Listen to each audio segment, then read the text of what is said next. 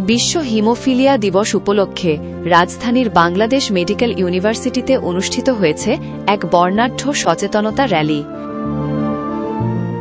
রোগ নির্ণয়, সুচিকিৎসার প্রথম ধাপ এই প্রতিপাদ্যকে সামনে রেখে আয়োজিত র্যালিটি সকাল ৮টায় বিএমইউর বটতলা থেকে শুরু হয়ে ডি ব্লকের সামনে গিয়ে শেষ হয়।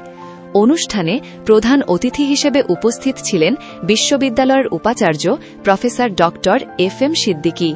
তিনি বলেন, সময়মতো সঠিকভাবে রোগ নির্ণয় ও চিকিৎসা নিশ্চিত করা গেলে হিমোফিলিয়া রোগীরাও স্বাভাবিক জীবনযাপন করতে পারেন।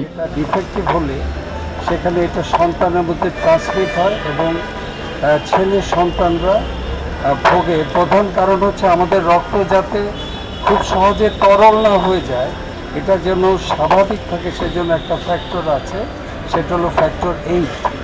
এই ফ্যাক্টর 8 এবং ফ্যাক্টর 9 বংশগতভাবে ওই কারণ হওয়ার জন্য সেটা ডেফিসিয়েন্সি বা ইনঅ্যাক্টিভ থাকে। তখন হয় কি, বাচ্চা জন্ম হওয়ার পর থেকে যখন বাচ্চা হামাগুড়ি দিতে থাকে বা হাঁটা শুরু করে, তখন প্রথমে খুব অল্প ট্রমাতেই তার ব্লিডিং হতে থাকে।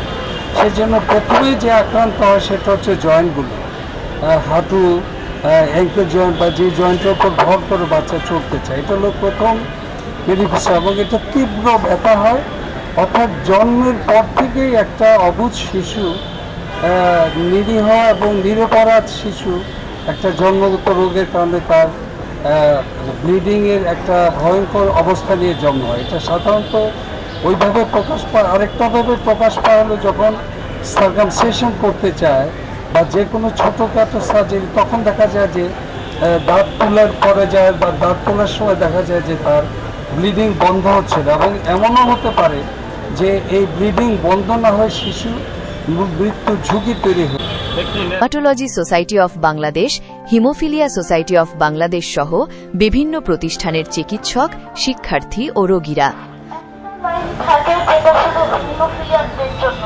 অনুষ্ঠানে হেমোফিলিয়া রোগীদের দ্রুত শনাক্তকরণ, আধুনিক চিকিৎসা সহজলভ্য করা এবং জনসচেতনতা বৃদ্ধির ওপর গুরুত্বারোপ করা হয়।